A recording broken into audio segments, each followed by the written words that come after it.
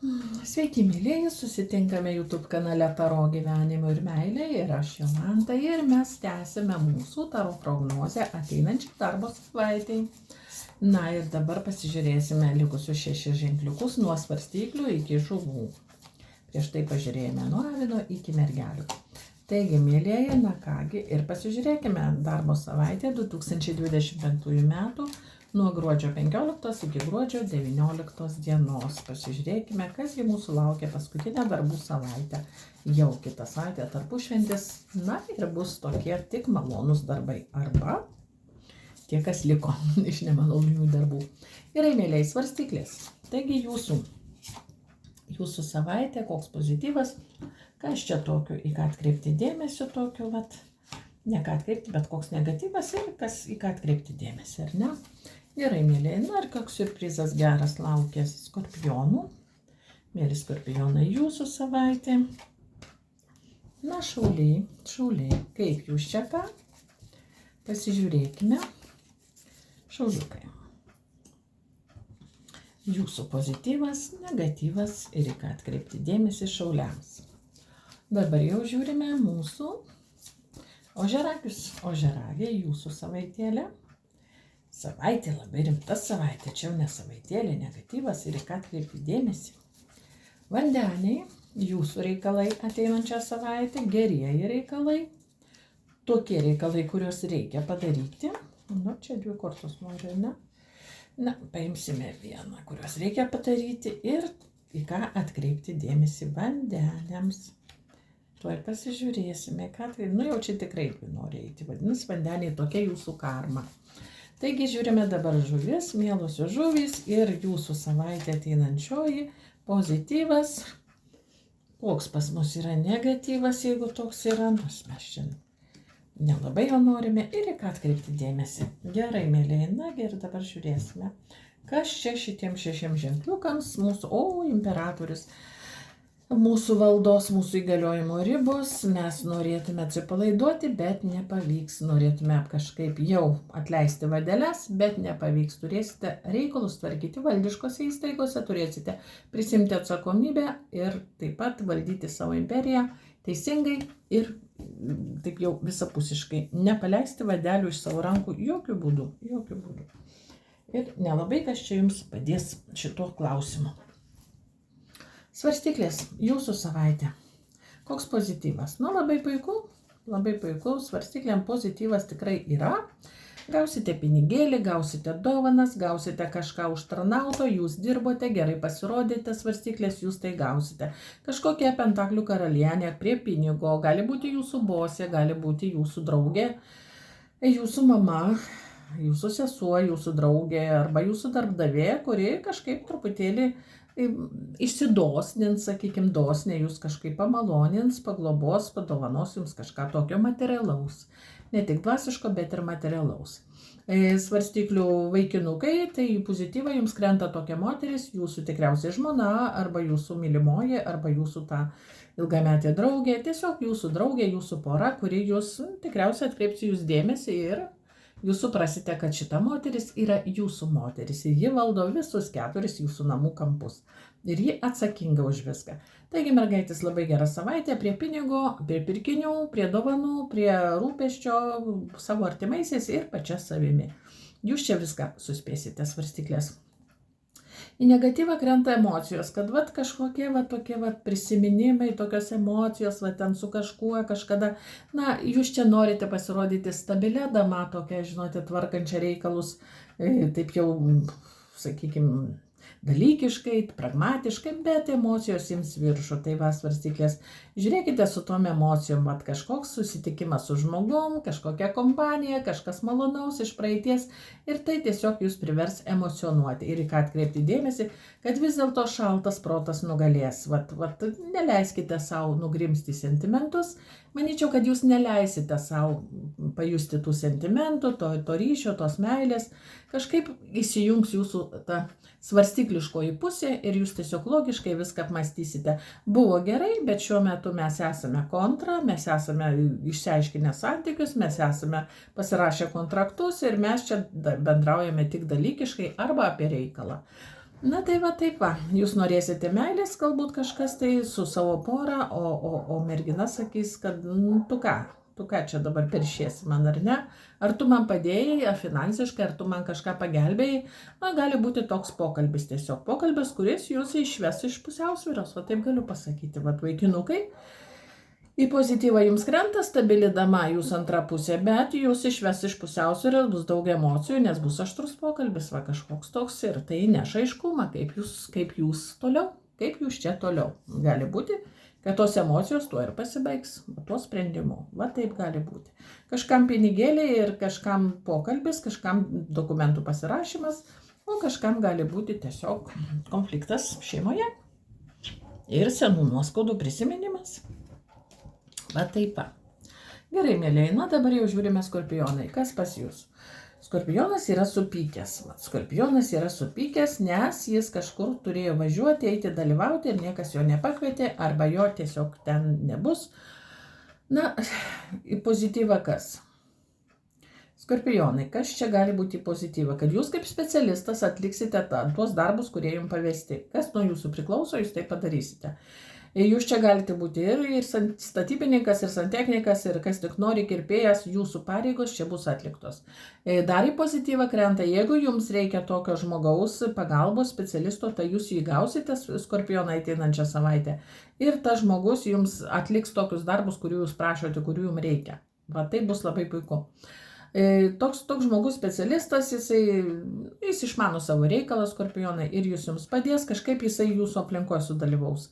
Va, dar gali būti jūsų kolega, dar gali būti, mergaitės gali būti pozityva jūsų buvusysis, kuris kažkaip išspręs kažkokią jūsų problemą. Va, nu, toks vyriškis, toks daug nekalbus, toks susimastęs, labai toks rimtas žmogus. Nu, o jeigu čia skorpionai, tai jūs. Į skorpionai pozityvą, kad jūs eisit pas kažkokį specialistą ir jis išspręs jūsų reikalą kažkokį tai. Va, į negatyvą krenta emocijos, kad vis dėlto skorpionai, jeigu jūs mergaitė susitiksite tą savo buvusį, tai jūs neišvengsite emocijų protrūkio ir tokio, žinote, kai buvo gerai, koks jis vis dėlto gražus, koks jis vis dėlto mielas, vat kaip buvo kažkada gerai, o dabar mes va taip va jau susipykę, jau mes buvusieji, na žodžiu, emocijos ims viršų.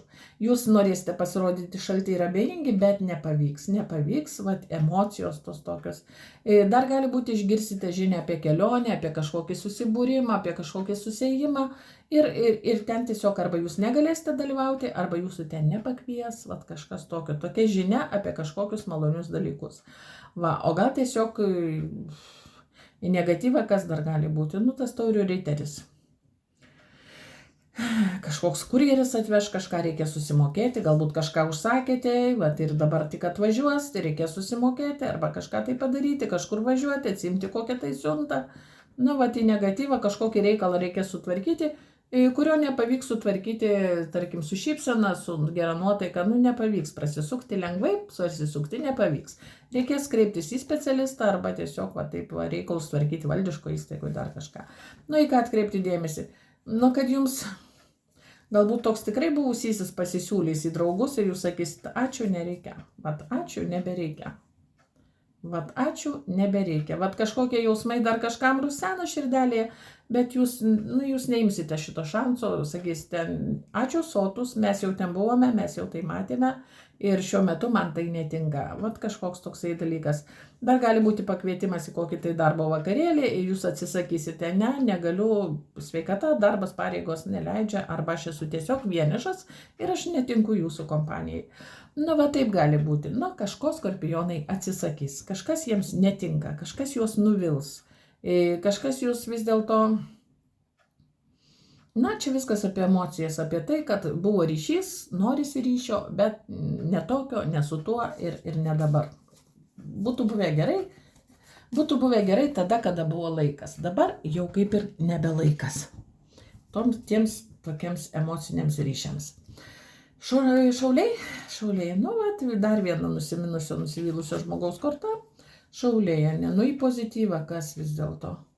O į pozityvą kas, kad jūsų liūdesys baigėsi, jūs jau galvojote, kad praradote, ateinančią savaitę kažkas keisis. Kažkas tokio bus, vat, ateinančią savaitę 5 taurės į pozityvą, nu kas čia tokio gali būti? Nustosite liūdėti galbūt surasite kažkokią išeitį iš padėties, gal nustosite savęs gailėtis, nu, vat kažkas jūs paskambins, kažkas paskambins, paglobos, prisimins, kažkokią žinią atneš gerą ir jūs nebesijausite palikti, vieniši, niekam nereikalingi ar ne. Gali būti kažkoks tai pasiūlymas geras toksai, nu čia atkreipsite dėmesį tikriausiai tuos žmonės, kurie yra šalia. Šauliai, jūs norėjote kažko daugiau, bet to kažko daugiau nėra ir teks tenkintis tuo, kas yra. Na ir jūs kažkaip rasite pozityvą tame, ką turite. Yra bloga situacija, bet jūs išlaušite kažką gero iš tos situacijos, kuri yra.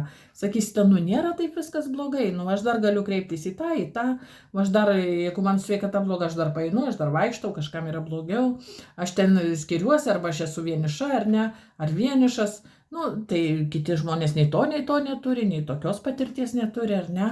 Na, bet kažkas tokiems, o dar kažkam šauliai gali būti į pozityvą, kad jums pavyks išgerti tiesiog, gal gausite pinigėlį ir tiesiog atšvesite, bet toks liūdėsiukas vis tiek jaučiasi. Na, kos permainos kokios čia dabar pas mus, į negatyvą vis dėlto permainos.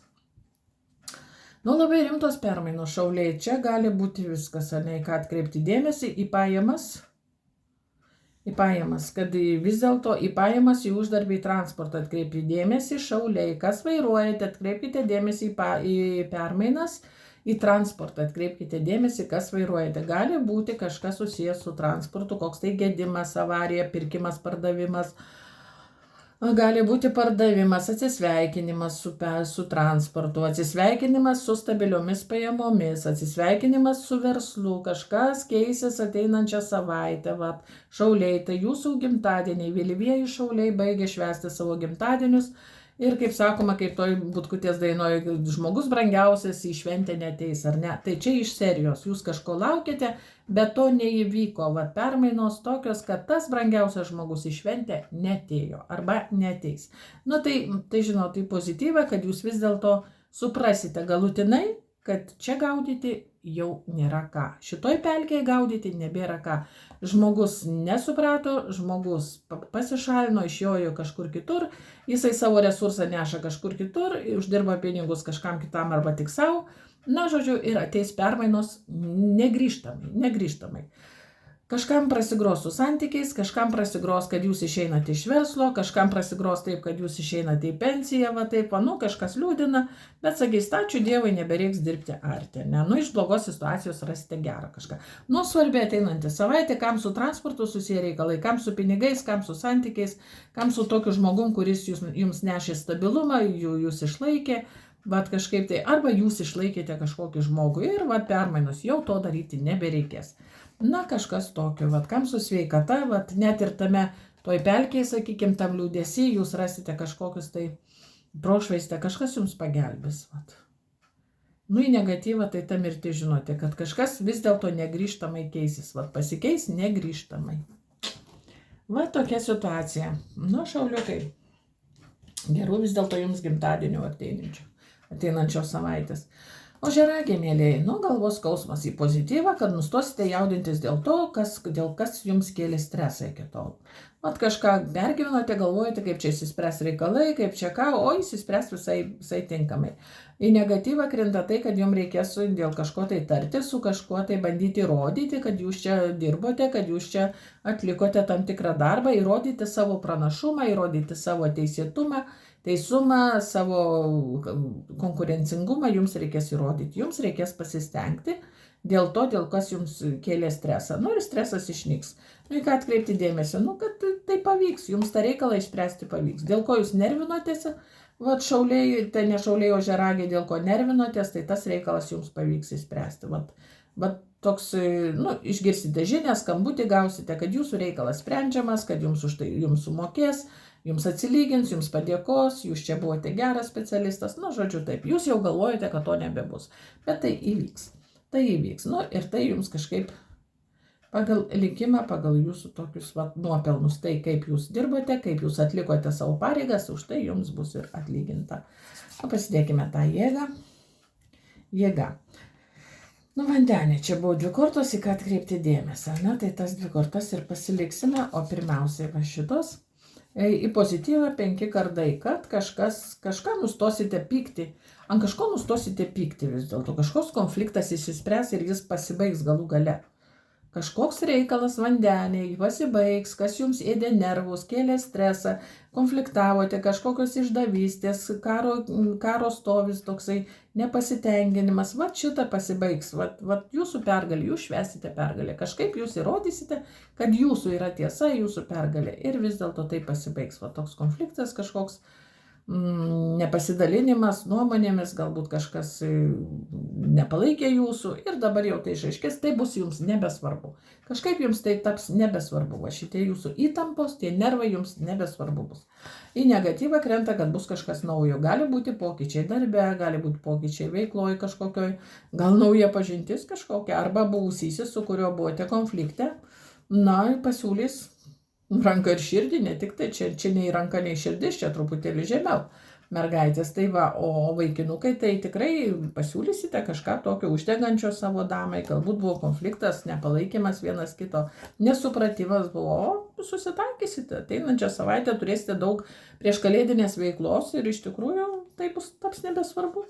Į ką atkreipti dėmesį, pasižiūrėkite. Oi, vandenė, dvi mylimosios, ir pelnas, ir pinigai, ką atkreipti dėmesį, ir šeima, ir jūs kaip žmona save realizuojate, ir kaip moteris realizuosite save.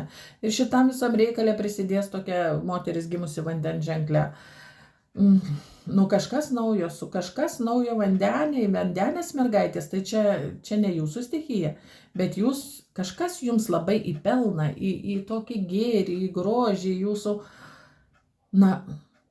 emocijos, daug emocijų. Gal įsimylėsite kažką naujo, kažką atrasite, naują hobį kažkokią, uždarbį naują, kažkokius priedus prie algos kažkas jums pasiūlys, gal tokiai, čia nelabai darbdavė, bet gal jūsų bosė yra gimusi vandens ženkle, ar ne?